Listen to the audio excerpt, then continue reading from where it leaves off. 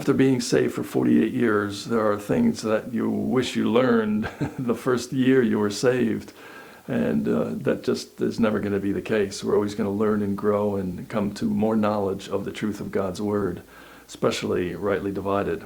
So here are 3 shorts that will give us some hints on explaining how we could possibly understand and study God's Word just a little bit better. Number 1, take the words in their normal, literal sense. Yes, there are analogies and similes and types and so forth, and we take those into consideration by the context that they're written in. Number 2, don't rely on man's definitions.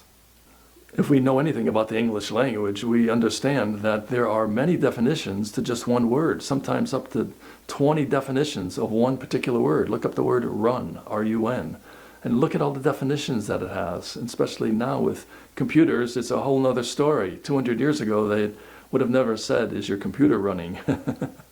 No, that's not the way that works. So many times that I sadly hear people going to Greek who are not Greek scholars by any stretch. And don't they know that we already have the Greek understood in English in the King James Bible? Why would you go to try to explain English of the Greek and then come back to English again?